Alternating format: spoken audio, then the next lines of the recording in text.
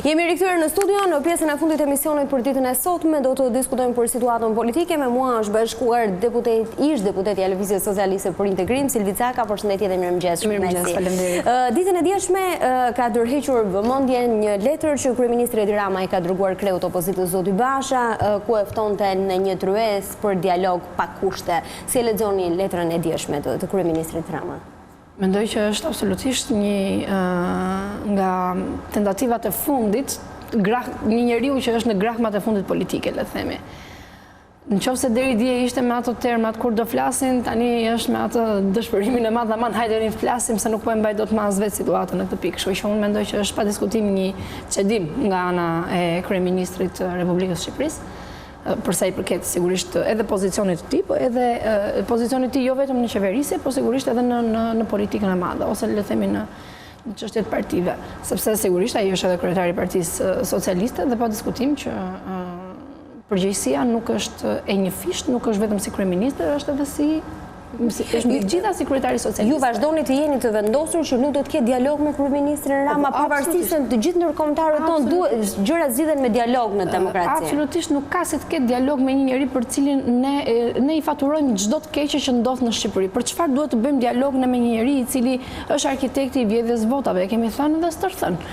Për çfarë duhet të bëjmë dialog me një njeri i cili është personi që bën lidhje të shkurtra midis krimit të organizuar edhe parave të shqiptarëve. Për çfarë duhet të dialogojmë ose të ulemi dhe të negociojmë me një njeri i cili është arkitekti i kanabizimit të Shqipërisë dhe shumë vepra të tjera të cilat kanë ndodhur në këto 6 vite për të cilat ne e akuzojmë në mënyrë direkte dhe fatura është totalisht personale e tij.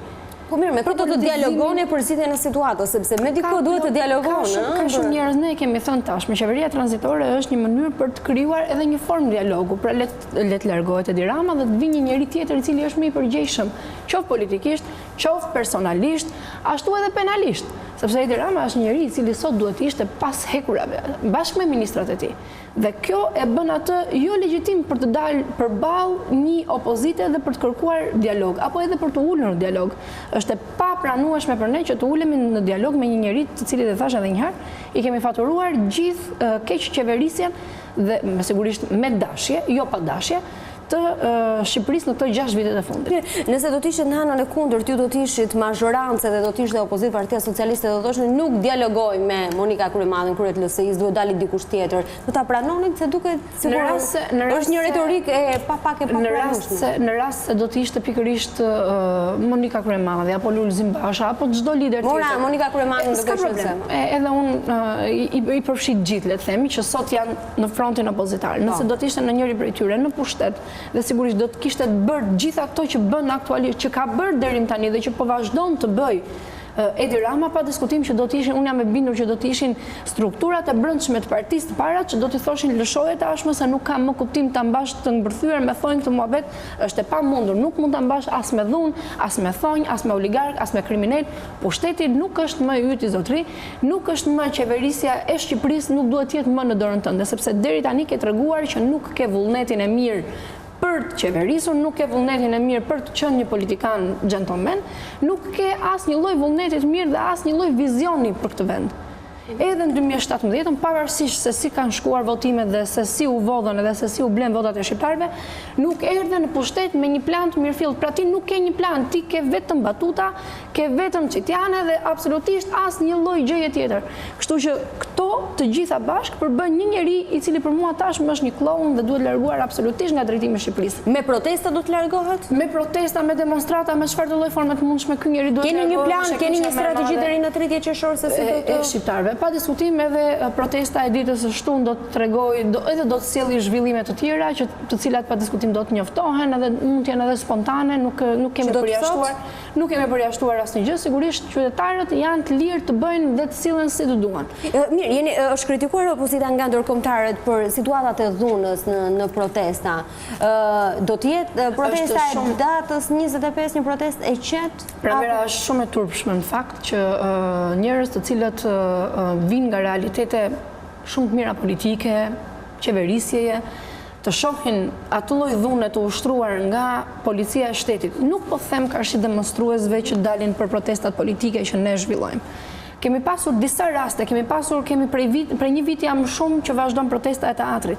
Kemi prej disa muaj që vazhdon protesta e Astirit, protesta e banorëve të Bregut Lumit, protesta e banorëve të Petroninit, e tjerë me radhë, pra janë disa protesta, dhe sidomos tek ajo e Bregut Lumit, unë ju kujtoj që ka pas aktet pa shembull të dhune. Gaz lotcellës që në 6 mëngjes. Gaz lotcellës futur në përshpije, është e patolerueshme, është antikushtetuese, është antiligjore, është kriminale.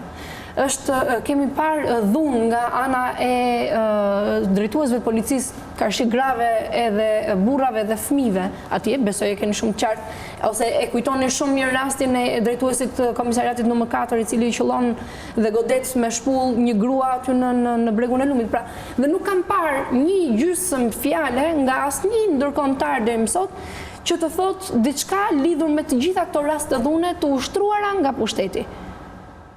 Dhe sigurisht është e turpshme që ne të shohim edhe sot e kësaj dite dhe t'i bëhet thirrje opozitës, t'i bëhet thirrje qytetarëve që të ndalojnë aktet e dhunës ndaj qeverisë. Cilat akte dhune? Hedhja e kapsollave, hedhja e fishek zjarri. Bomba Molotov. Cila bomba Molotov? Në kryeministrinë. Në qoftë se ka ndalë deri më sot në raporte që janë përdorur bomba Molotov, e kemi thënë shumë qartë. Dhe nëse secili prej tyre fakton që ndonjëri prej atyre njerëzve që janë arrestuar dhe sot janë në Beiruth ka përdorur bomba Molotov, atëherë pa diskutim që edhe ne do të ishim parë që do t'i bënim thirrje njerëzve të tërhiqeshin. Por gjykoj që nuk janë as bomba Molotov, nuk është as gaz helmues me përqendrim jashtëzakonisht shumë të lartë që i lë njerëzit me pasoja, që lë fëmijët me pasoja. Dhunë e pa shembull të është pa diskutim, dhuna që ushtron policia, jo vetëm ndaj njerëzve që janë pjesë e protestës, por sigurisht e njerëzve që nuk janë pjesë e protestës dhe që kanë që kjo qeveri i krijon taksiratin për të thithur një lloj lëndë helmuese. Zënja sa kam lejetë të pyes pak për sa i përket reformës në drejtësi, sepse ditën e dieshme ka pasur replika, le të themi, mes kreut të shtetit, kreut të qeverisë, por edhe ambasadorëve në Shqipëri. Të pyes pak edhe sepse ke qenë pjesë e Komisionit të Reformës në drejtësi për një periudhë të gjatë kohore. Si e shikoni deri tani dhe sa të drejta ju duken qëndrimet dhe deklaratat e mbajtura dje nga kreu i shtetit? Në fakt, unë do doja që të bëja edhe një lloj analogjie me fjalën e parafolësit, sepse po dëgjoja sepse po dëgjoja teksa përprisja për të hyrë në studio dhe sinqerisht është për të ardhur keq që një profesionist si ai përfundoi, domethënë duke bërë deklarata që të gjithë ata që po futen sot në sistemin e magjistraturës ne do t'i mbushim institucionet e reja të drejtësisë. Besoj zoti Gogu e ka shumë të qartë që të gjitha institucionet e reja të drejtësisë kërkojnë dhe këto janë mashtrime, këto janë gënjeshtra për të hedhur hy syve të gjithë shqiptarëve dhe për të thënë që reforma në drejtësi po ecën.